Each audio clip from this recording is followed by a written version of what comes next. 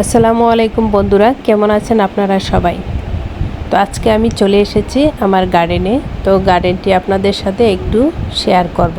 তো আমার এখানে হচ্ছে গার্ডেনে করলা গাছ আছে এখানে বড় চটা চটা সিমের গাছ।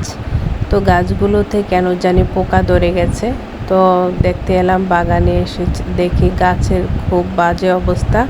আজকে কিছুদিন ধরে বৃষ্টিপাত হচ্ছে অনেক বেশি, তো সেজন্য আমার বাগানে আসাই হয় না।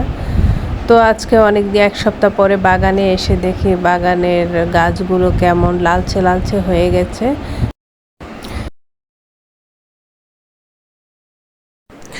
তো যাই হোক, এখন হচ্ছে সকালবেলা আমি আবার একটু গাছ না দেখলে ভালো লাগে না, তাই চা বিস্কিট খেয়ে চলে এলাম বাগানে। বাগানের পরিবেশটা দেখলে আমার মনটা অন্যরকম হয়ে যায়। আসলে আমি হলাম একটা গার্ডেন পাগল মানুষ, যেখানে গার্ডেন নেই সেখানে আমার বাসা নেই। তো বর্তমানে বৃষ্টি বাদল চলতেছে, যার কারণে হচ্ছে গাছে পোকা লেগেছে। আমার হাজব্যান্ডকে বললাম গাছগুলা এমন পরিস্থিতি হয়েছে কি করা যায়, তো বলছে যে এগুলো স্প্রে করা লাগবে, তাছাড়া হচ্ছে এখানে বন্ধুরা এখানে হচ্ছে কাকরোল গাছ আছে। দেখুন মাশাআল্লাহ, কাকরোলের ফুলগুলা অনেক সুন্দর।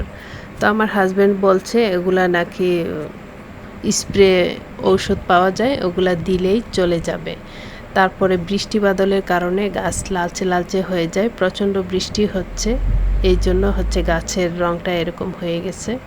তো কিছুদিন যত্ন নিলে নাকি ভালো হয়ে যাবে। তো যাই, মাশাআল্লাহ বন্ধুরা, কাকরোলের ফুলটা দেখুন কত সুন্দর লাগছে।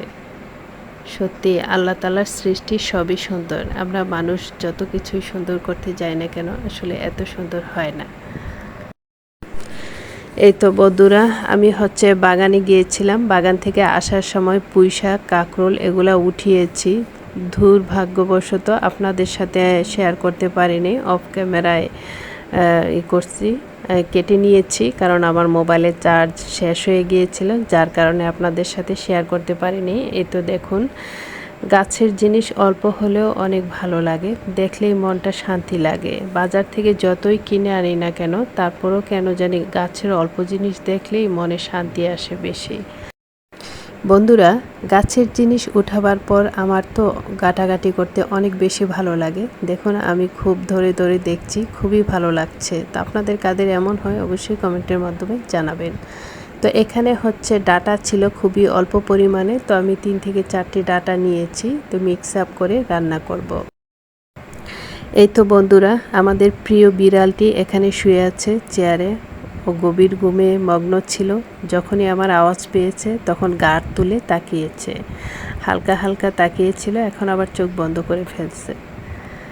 যাই হোক, এখানে দেখুন আরেকটা বিড়াল আছে, এটা পেনি, ওর নাম পেনি। ও ফ্রিজের উপরে উঠে তারপরে শোবে, কত নোয়াবি শোবে, একটা চেয়ারে আরেকটা হচ্ছে ফ্রিজের উপরে। সত্যি ওরা পশু, ওদের আরাম বেশি। যাই হোক, আমাদের কাছে লালিত পালিত হলে এরা নিরাপদে থাকে। আমরা মানুষ সারাদিনই খাটাখাটনি করতে হয়, আসলে রেস্ট করার সময় আমাদের সবারই খুব কম থাকে। বাসায় ছেলে মেয়ে থাকলে ছেলে মেয়ের পিছনে দৌড়াইতে হয়, একটা নারী তার স্বামী হাজব্যান্ড সংসার পিছনে অনেক দৌড়াদৌড়ি করতে হয়, তাই সময়টা কোথায় এত রেস্ট করা। যাই হোক, সময় বের করে নিতে হয় নিজের কাজ সামলে। শত কাজের মাঝেও নিজের জন্য একটু সময় বের করতে হবে সুস্থতার জন্য। তো এই যে দেখুন, নোয়াবি বিড়াল শুয়ে আছে। তো এদিকে হচ্ছে আগের রান্না করা গরুর মাংস ছিল, ওইটা আমি জাল করে নিয়েছি। এবার আমি রুমটা গুছিয়ে নেব, বেলা 9টা বেজে গিয়েছে। তো আজকে আর নাস্তা বানানোর কোনো ঝামেলা নেই, কারণ আমি ভোরবেলা ফজরের নামাজের পরেই রুটি বানিয়ে রেখেছি, আর আগের রান্না করা গরুর মাংস আছে, নিহারি আছে। তো আমার মেয়ে এখানে রুটি নিয়ে আর নিহারি নিয়ে খেতে বসে গিয়েছে। তো বন্ধুরা, আমার এই ভিডিওটি যারা যারা দেখছেন একটি লাইক দিয়ে দিবেন, ভালো লাগলে সাবস্ক্রাইব করে দিবেন। সুস্থ থাকবেন, ভালো থাকবেন, আল্লাহ হাফিজ।